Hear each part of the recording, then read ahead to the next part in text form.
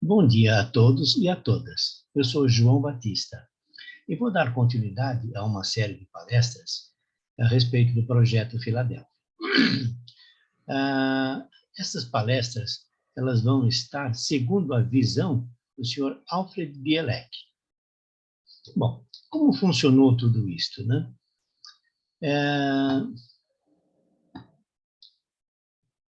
Foi feita uma conferência da MUFON em 13 de janeiro de 1990. O assunto foi Projeto Filadélfia ou Experimento Filadélfia. Eu estou usando essas sequências de palestras sobre este projeto para que não fique muito extenso cada uma delas. Portanto, eu recomendo que as pessoas que ainda não assistiram às palestras anteriores, que assistam, para ter uma sequência de como tudo aconteceu. Bom, então vamos lá.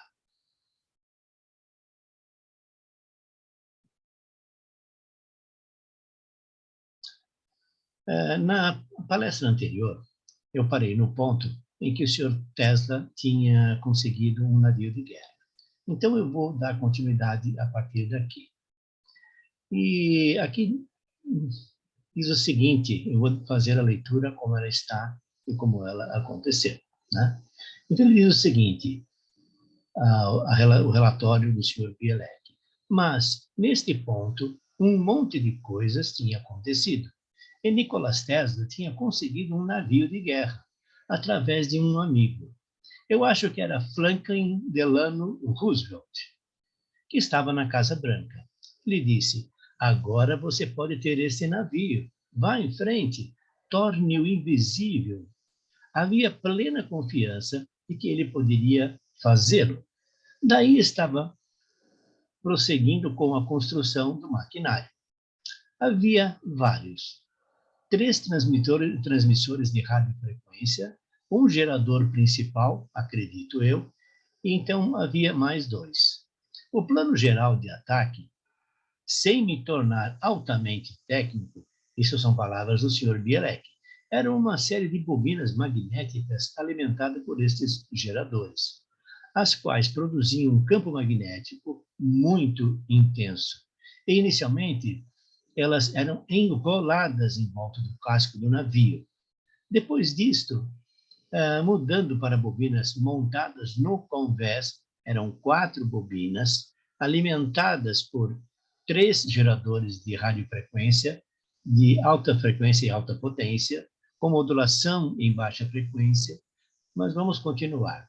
E os campos DRF, todos sincronizados com frequências especiais e com uma modulação de formas de onda desenvolvidas pelo senhor Nikola Tesla, as quais iriam produzir o campo de invisibilidade.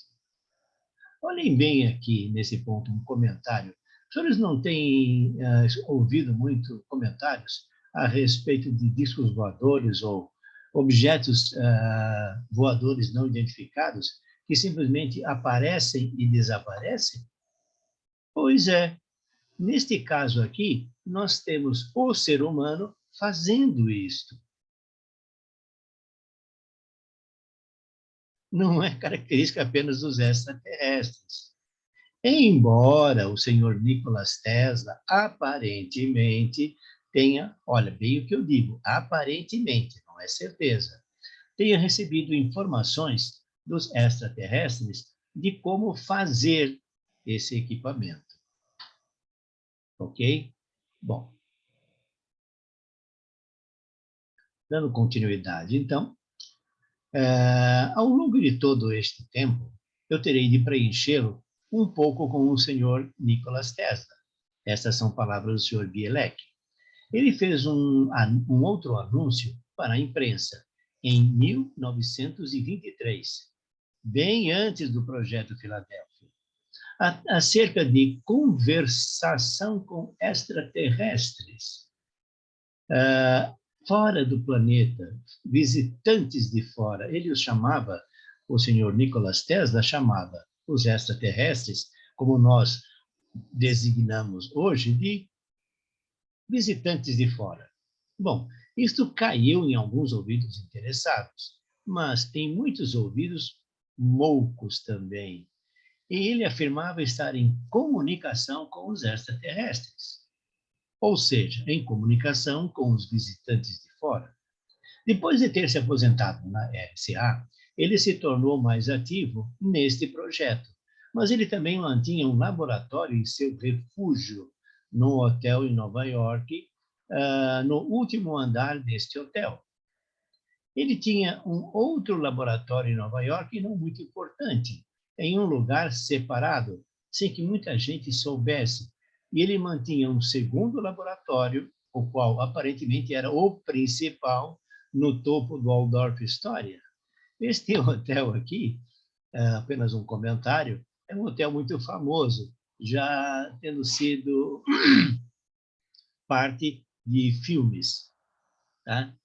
Eu não sei se eles utilizaram o Waldorf Astoria nos filmes por causa do Projeto Filadélfia, por causa do Sr. Bielek, que tinha lá o seu laboratório, ou de algum outro item. Mas isso não tem importância. Bom, vamos dar continuidade à leitura. Em ambos os terraços. Ele mantinha um transmissor instalado no Waldorf e suas antenas receptoras e os receptores que tinham sido construídos pela RCA sobre sua direção estavam no New York. Eu sei de duas pessoas que trabalhavam com Tesla. Durante aquele período que dizem que ele estava usando aquele equipamento, transmissores da RCA, e estava conversando com alguém quase todos os dias. E um deles foi enfático. Era alguém de fora do planeta, falando claramente, ele estava se comunicando com ETs. Bom, dando continuidade à leitura. Quem? Não tenho ideia, isto nunca foi revelado, mas durante aquele período ele conseguiu mais informações, porque foi repentinamente até a Marinha e disse: nós iremos ter problemas. Iremos ter um problema realmente sério. Vocês não poderão gerar a quantidade de energia para fazer um navio enorme desaparecer sem ter efeitos sobre os tripulantes. Eu preciso de mais tempo.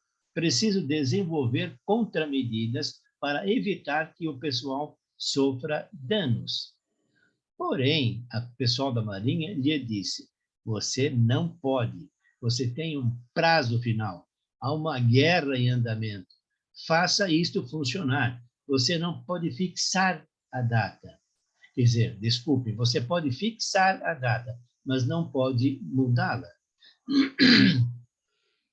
Neste caso aqui, vale apenas a título de comentário. Não posso provar nada do que estou dizendo.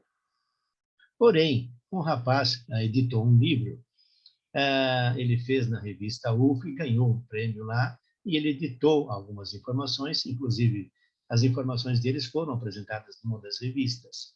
E ele disse o seguinte lá: a construção de um disco voador de pequeno porte tem lá uma cabine onde fica um ETzinho e tem um motor de energia nuclear. Porém, existe uma proteção dentro da cabine em que essa energia não atinge o piloto, ou seja, há uma proteção. Agora vem um comentário, provavelmente os ETs, sabendo já de tudo isso, e sabendo que as antenas que eles estavam fazendo iriam gerar um campo eletromagnético muito intenso, eles avisaram: olha, não faça que vai dar bobagem. Isso não funciona. Quando eles fizeram um primeiro teste, onde havia um cachorro e um galo, lembra que eu comentei que esse cachorro e o galo voltaram meio chamuscados, meio queimados? Mas vamos dar continuidade. Eu vou voltar a esse assunto no momento oportuno. Bom, ele recebeu, então, uma ordem da Marinha. Faça-o funcionar. Em outras palavras, havia um prazo limite que aconteceu de ser em março de 1942.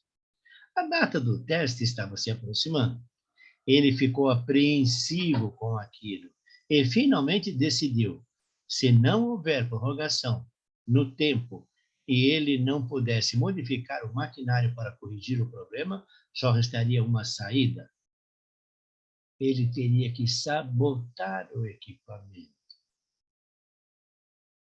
Olhem bem, o senhor Bielek, percebendo que a coisa podia dar errado, e não teria tempo de modificar o Eldridge, o Destroyer, para corrigir esse problema, ele teria que sabotar o projeto. Não destruindo fisicamente, mas certificando-se de que ele nunca iria funcionar quando fosse ligado. E isso é o que ele faria na data do teste em março de 42. A partir disso, eu comecei a gostar do Sr. Bielek. Eu comecei a achar que ele é realmente uma pessoa muito boa, porque ele ia sabotar o próprio projeto, que era uma coisa muito importante para ele, para que não houvessem problemas graves para as pessoas que estavam no navio. Bom, dando continuidade à leitura, o navio de guerra teria uma tripulação especial. Ele tinha a tripulação regular, e, muito embora tivesse o equipamento especializado, as chaves foram viradas e nada aconteceu. O senhor Tesla inclinou-se e falou: bem, cavalheiros, o experimento falhou. É hora de deixá-los. Tchau e benção. Há uma pessoa aqui que pode tomar conta disso e fazer as coisas funcionarem para vocês. E aqui está o Dr. John von Neumann. E bye bye, adeus. Caiu fora. Então, por esse ato, eu admiro hoje o senhor Nikola Tesla. Não só porque ele fez em outras coisas, como todos os projetos dele, inclusive o próprio projeto da invisibilidade do navio. Porém, se os senhores estão lembrados, eu disse lá no começo, e em vários pontos, para guardarem bem esse nome, o Dr. John von Neumann. Bom, vamos dar continuidade à leitura. Como a história conta, ele foi despedido. Porém, há uma outra história que diz assim: vocês não podem me despedir. Eu renuncio. Estou fora. Bye. Acabou. É claro que essas brincadeiras, essas expressões, estou usando por minha conta. Não é o que está escrito no relatório. No relatório está escrito: eu renuncio. Bom, dando continuidade à leitura, qualquer que seja o caso, ele se foi.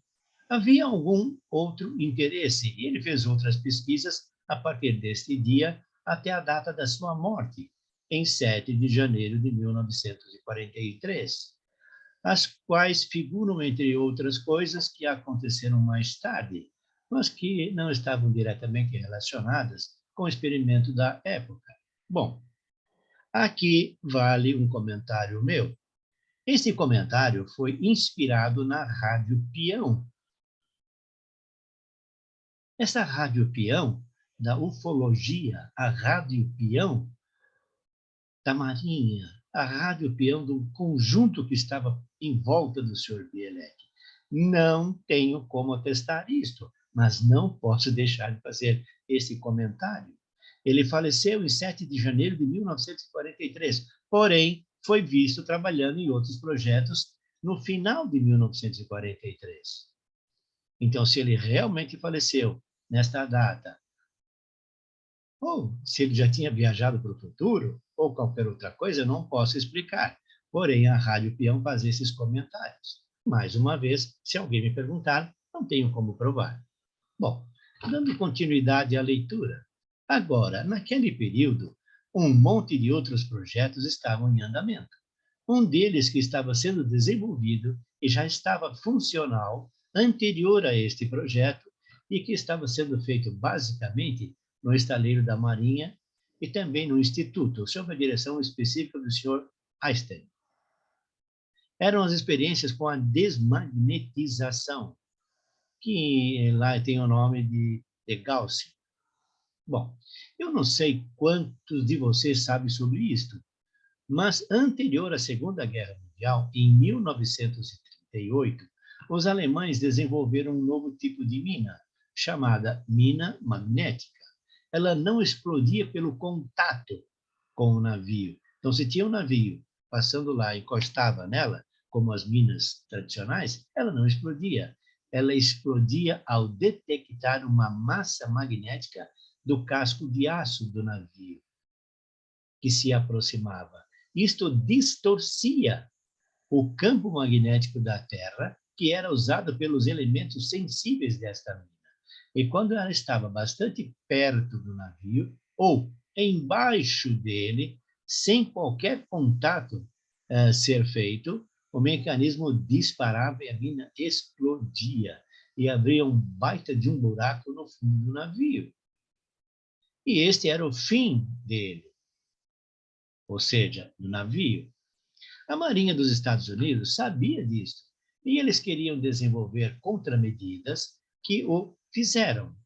Eles tiveram bastante sucesso, tanto sucesso que, de fato, os alemães abandonaram a mina magnética em 1943 e voltaram às minas comuns, as quais, se vocês não sabem, não é afetada por esse tipo de equipamento. Bom, ou seja, a contramedida colocada nos navios para anular a desmagnetização não afeta uma mina tradicional. Portanto, elas continuavam explodindo normalmente. Bom, continuando a leitura. O formato tradicional deste equipamento envolvia enrolar dois conjuntos de cabos em volta do navio e colocar geradores especiais a bordo. Não havia nenhuma intenção de produzir a invisibilidade, vejam bem, nem invisibilidade ao radar ou outra coisa qualquer. Era estritamente uma forma de explodir aquelas minas magnéticas alemãs. Elas explodiam, montes delas, e salvaram muitos navios como resultado disso. E o projeto foi um completo sucesso. Acho que, nesse ponto, devemos mostrar slides. Bom, neste momento, o Sr. Bielek mostra alguns slides da Faculdade de Princeton. Esses slides incluem visitas à escola, isto é, a sala onde ele ensinava, o Sr. Bielek ensinava. O pátio interno, algumas árvores e outros itens em volta da escola. Mas ele também mostrou um slide do prédio onde eles primeiro conduziram a experiência de tornar as coisas invisíveis, oticamente invisíveis. Ou seja, eram visíveis ao olho, não eram invisíveis. O fato de você colocar a mão nela e a sua mão passar por ela, que é o que aconteceu com o Destroyer do Eldridge. Mas vamos dar continuidade à leitura. O navio no qual o experimento foi realizado, alguns slides mostravam geradores especiais e controles. Ele também mencionou que ele sabia que este equipamento viera do Eldridge, por causa das vibrações que estavam em volta deste equipamento. Bom, e o Sr. Bielek continua. Ok, uma vez que a experiência tendo falhado, devido à preocupação do Sr. Nikola Tesla, o Dr. von Neumann tomou conta do projeto. Agora, algumas das outras pessoas em segundo plano que tomaram parte nesse projeto não são bem conhecidas. E nós vamos fazer algum comentário a respeito de algumas delas. Bom, uma delas é o Sr. T. Townsend Brown.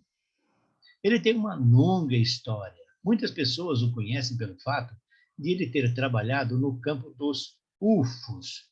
Olha só, lá em 1900 e bolinha, eles já trabalhavam no campo dos UFOs.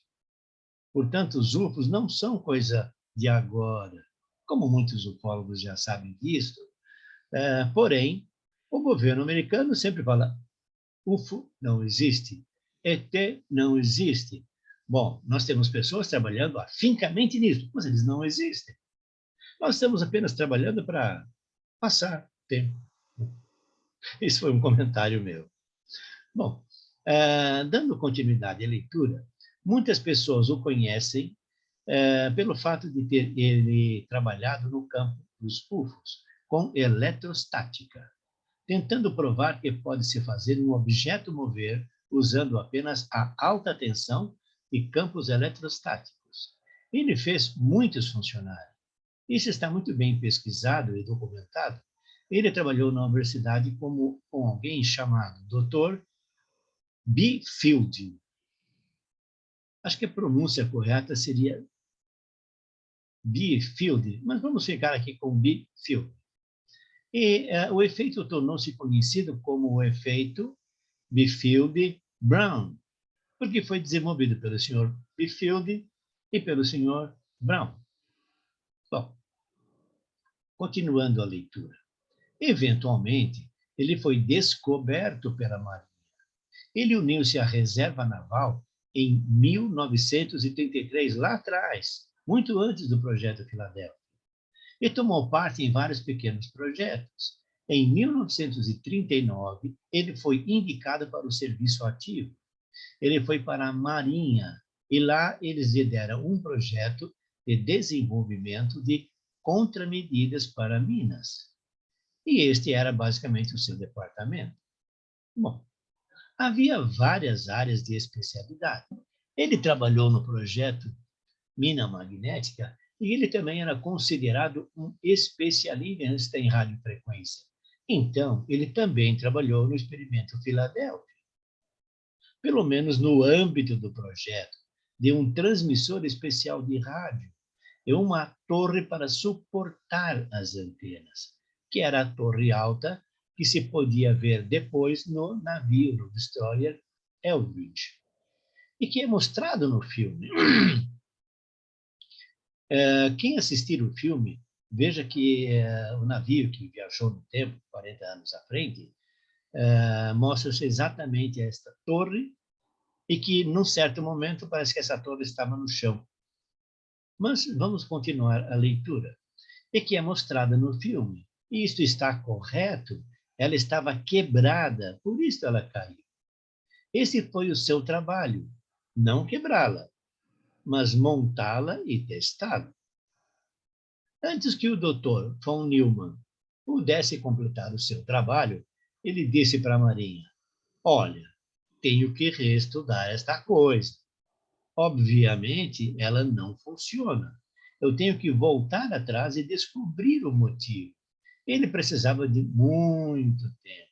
Aquele tempo que não foi dado ao Sr. Alfred, ao Sr. Nikola Tesla. Bom, a Marinha não teve escolha desta vez, a não ser dar o tempo que ele precisava. Então, foi em 42, uma boa parte de 42, de muito estudo teórico. Por volta de maio de 42, eles decidiram que iriam precisar de um navio especial, o navio de guerra que estava mais disponível, e voltar ao serviço. Eles decidiram que queriam construir um veículo de testes a partir do zero. Então, por volta de junho ou julho, decidiram ir às pranchetas de desenho para escolher que navios poderiam estar disponíveis. Entre os que estavam sendo construídos, eles escolheram um DE-173. Esse DE-173 é um modelo dele, é o modelo do destroyer, o qual foi mais tarde batizado como Eldridge. Ele não era conhecido nesta época por este nome. Era simplesmente um DE-173, que não tinha ainda sido batizado, não tinha ainda recebido um nome. E em julho, eles modificaram os desenhos e decidiram onde iriam querer os dois geradores adicionais, lembro que era um principal e dois adicionais.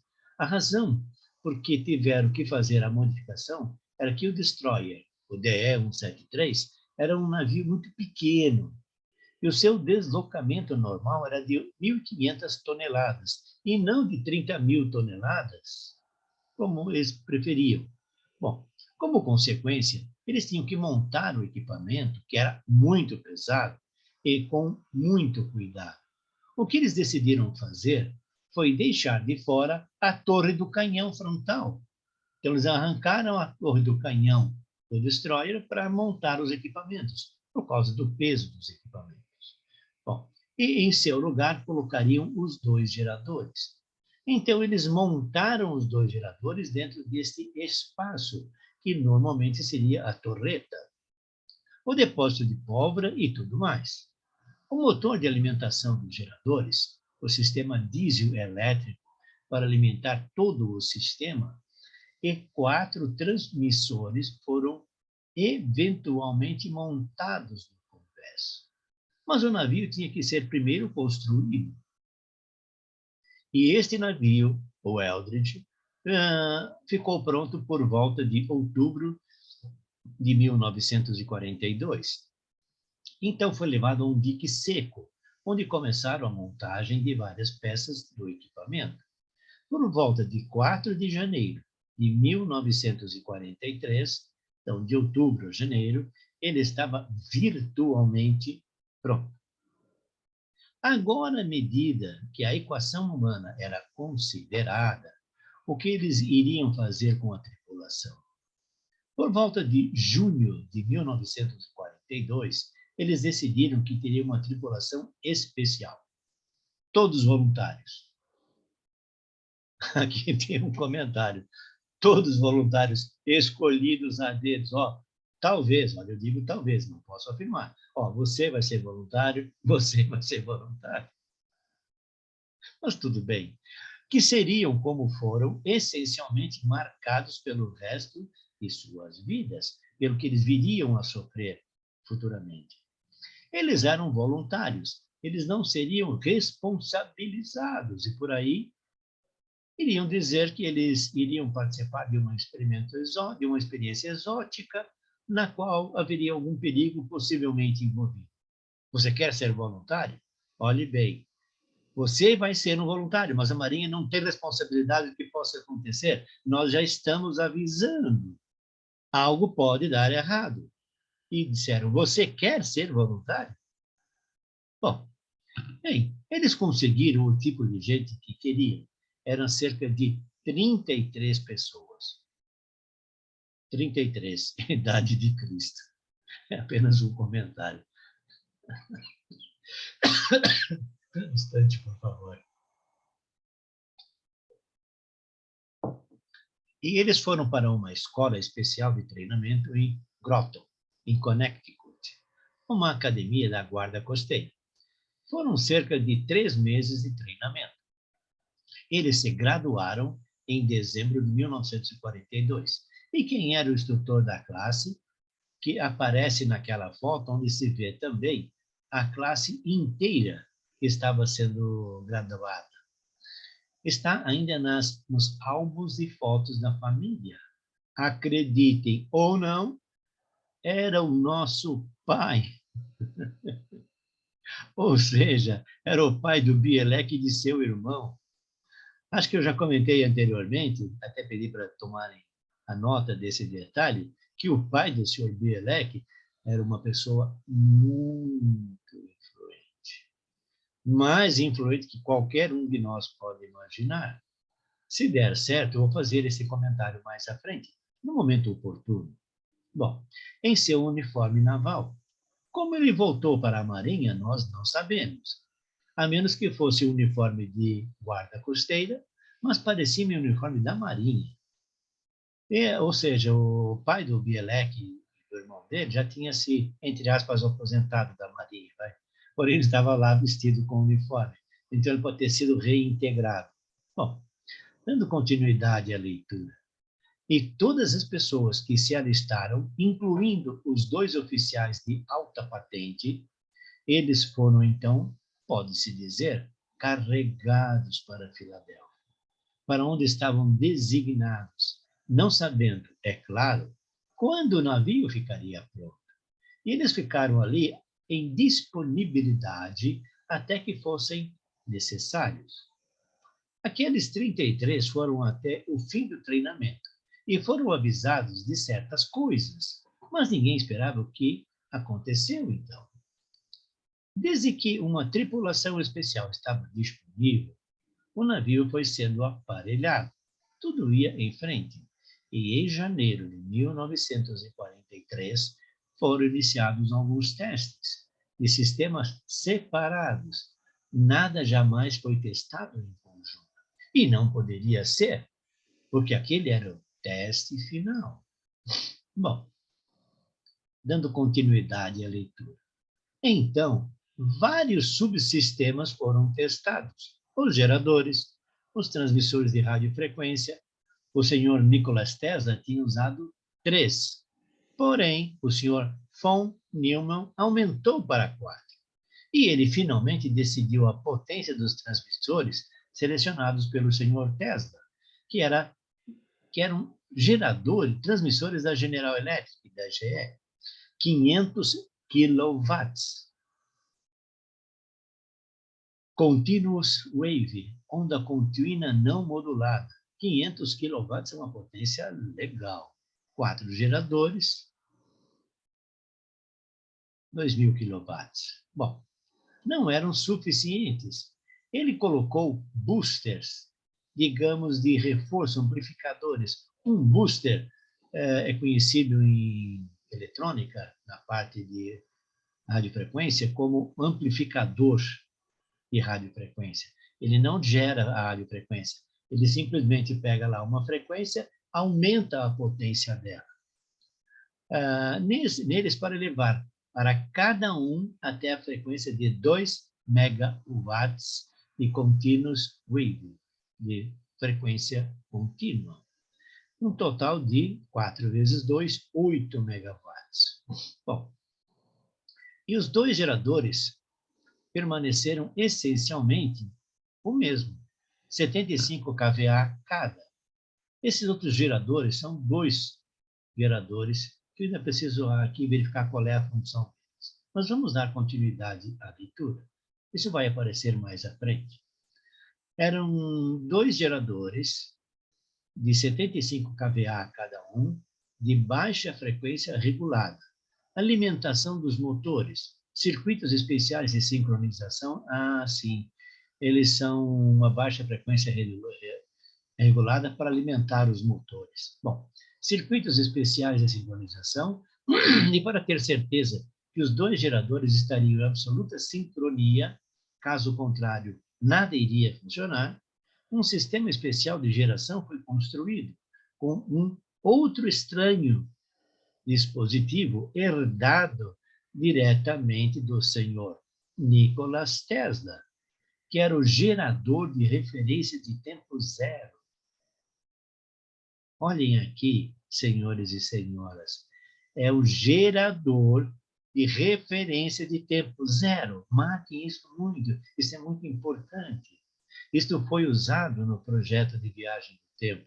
Muitos vão dizer, mas ninguém até hoje viajou no tempo? Será? Eles já têm um motor, um gerador de referência zero, de tempo zero. Nós vamos dar continuidade à leitura. Agora, o que é uma referência de tempo zero? Este é um termo que vocês nunca verão nos livros didáticos. Este é um sistema o qual simplesmente fecha com o campo da Terra, a estrutura do campo magnético da Terra e também a sua ressonância de massa através de um sistema muito engenhoso projetado pelo senhor Tesla. Agora, todos os planetas em nosso sistema e todos os planetas através da galáxia estão basicamente fechados cosmologicamente. E tendo que pode se chamar uma referência de tempo zero, o qual é o centro da nossa galáxia, tudo tem que ter uma referência com este ponto de tempo zero. Ele é uma referência real com relação ao tempo. Você deve colocá-lo em referência a isto para fazer tudo funcionar. Olhem bem, eu vou repetir este texto aqui para as pessoas que talvez queiram ver um pouco melhor. Então, olha só, o que é uma referência de tempo zero? Este é um termo que vocês nunca verão nos livros didáticos, porque é escondido.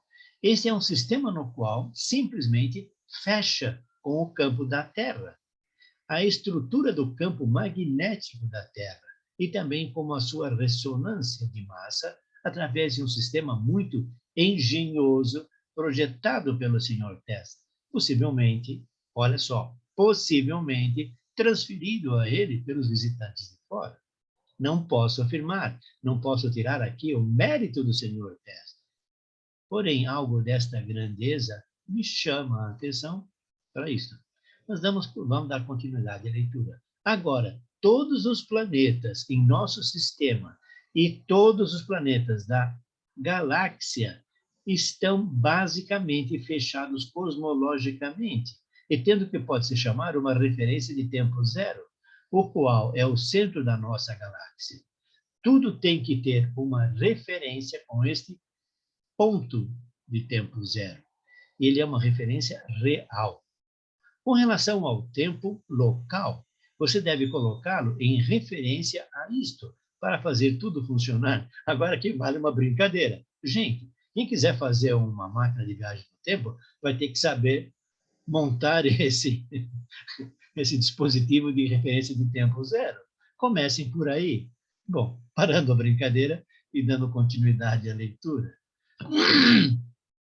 E o senhor Nicholas Tesla encontrou os meios para fazê-lo, de um modo bastante simples.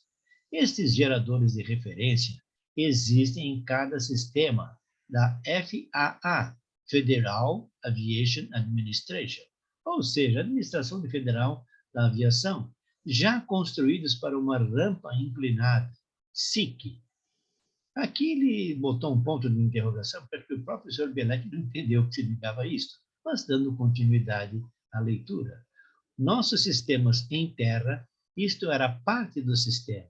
Todos os geradores, tais como um que eu lhes mostrei, e vários outros equipamentos foram usados, cerca de 3.000 válvulas a vácuo 6L6 para alimentar as bobinas de campo dos dois geradores. Olha só, eles usaram 3.000 válvulas a vácuo 6L6. Se alguém quiser dar continuidade a esse projeto, é só buscar aí na internet quais são as características desta válvula a vácuo 6L6 e substituí-la por um semicondutor. Apenas uma dica. Bom, dando continuidade à leitura. Essa seria uma estimativa acurada. A propósito, talvez não fosse exatamente isto, senão no sentido de que era um grande número de válvulas a vácuo, cerca de 3.000 no total. E aqui um comentário, no filme aparece realmente uma sala cheia de válvulas. E quando o senhor Bielek e o irmão Bielek volta para o navio para fazer com que ele volte no tempo, ele entrou nessa sala com um machado e foi quebrando todas as válvulas. Foi uma vidraçaria legal, da hora. Bom, terminada a brincadeira, vamos dar continuidade à leitura. Por volta de março de 1943, o senhor von Neumann começou a ficar abalado. Ele não acreditava em Nicholas Tesla, mas ficava dizendo: haverá um problema com o pessoal. Ele não acreditava nisto. Bem como eu e meu irmão acreditávamos no senhor Nicholas Tesla, porque tínhamos grande respeito por ele. Olha só, o senhor von Neumann não tinha muita certeza de que ia dar errado. Porém, ele sabia que haveria um problema com o pessoal. E ele ficava dizendo isto, reproduzindo a fala do senhor Tesla. Bom, porque tínhamos grande respeito por ele e começamos a entrar na matemática e nas equações e nas coisas que o senhor, desculpe, Nicholas Tesla nos dizia. Bem, finalmente concordamos com ele e ficamos dizendo ao senhor von Neumann que você não pode ligar esse sistema, essa giripoca, do modo como está. Você terá um problema, senhor von Neumann. Lembre-se que o senhor Nicholas Tesla avisou. Bem, a simples menção do nome do senhor Nicholas Tesla fazia o senhor von Neumann explodir. Ele ficava muito perturbado quando esse nome era mencionado. Eventualmente, no entanto, ele captou a mensagem. Como diz naquele programa de humorismo, captei a sua mensagem. E ele disse, pode ser que haverá um problema. Bem, vamos ver o que podemos fazer sobre isso. Bom, dando continuidade à nossa leitura, ele decidiu adicionar um terceiro gerador. Eles projetaram e construíram um e o colocaram por volta de abril, ou começo de maio. Aqui não estou realmente certo de onde o colocaram. Pode ter sido no convés ou embaixo dele, porque ele não podia ficar muito tempo. Bom, eles tiveram problemas muito sérios. Eles não conseguiram sincronizá-lo com os outros dois geradores. A propósito, nesta mesma época, no início de 1943, um terceiro homem, meu irmão e eu, fomos escolhidos para operar este equipamento. Então, olha só, eram 3 pessoas para operar toda a bagunça, todo o equipamento. Era um terceiro homem, Alfred Bielek, e o irmão de Bielek. Fomos treinados para operar todo o sistema porque nós sabíamos o que ele era e tínhamos os antecedentes educacionais para apreciar o que estavam tentando fazer. Lembra-se que eles fizeram, o Bielek e o irmão dele, fizeram vários cursos para chegarem a este ponto. E esses cursos foram, desculpem, indicados pelo pai de Bielek e seu irmão. Bom, mas como o filme mostra, isso está correto, nós estávamos em uniformes de marinheiro. Tínhamos o posto especialista de primeira classe, que eram oficiais, mas quando estávamos entre o resto da tripulação, nós usávamos esses uniformes e estávamos trabalhando com eles na maior parte do tempo. Naqueles dias, havia um sistema de castas muito forte na Marinha. Novos oficiais não se misturavam com outros homens, a não ser para dar-lhes ordens. Você não trabalha com eles desta maneira, nesses uniformes, naqueles dias. Eles o fizeram agora e também nos submarinos, mas foi-nos dito para usar esses uniformes quando estivéssemos trabalhando com a tripulação ou fazendo testes no navio. E que isso pode resultar? Uma integração dos 33 voluntários. Estavam todos ao mesmo nível, não tinham um oficial. Embora eles fossem oficiais, estavam todos no mesmo barco. Ou seja, no mesmo destroyer, que me deu um branco agora. O Eldridge. Bom, um terceiro homem foi nos dado, um ajudante de nome Jack. Ele era um técnico eletrônico de primeira classe que conhecia de tudo um pouco. Era um clínico geral. E tinha os antecedentes corretos. Volta de junho, meio de junho, em um dos testes, esse terceiro gerador ficou ligeiramente furioso. O gerador ficou furioso. Começou a emitir enormes arcos e Jack foi atingido por um deles e caiu como um animal atingido. Pensamos que ele estivesse morto e os médicos entraram e puxaram para fora, mas ele estava em coma. Ele permaneceu assim por 4 meses, recuperando-se mais tarde, e nunca mais fez parte do projeto. Bom, eu já estou num pouco de tempo. Eu vou, então, encerrar nesse ponto esta quarta parte do projeto Eldridge, para que realmente não fique muito maçante, muito extenso. E vou dar continuidade na próxima semana. Eu pediria às pessoas que gostaram para clicar naquele breguetinho do gostei. Isso é importante para nós, para que possamos dar mais conteúdo aos senhores e senhoras. Bom, Deus abençoe a todos e a todas. Namastê. Eu sou João Batista.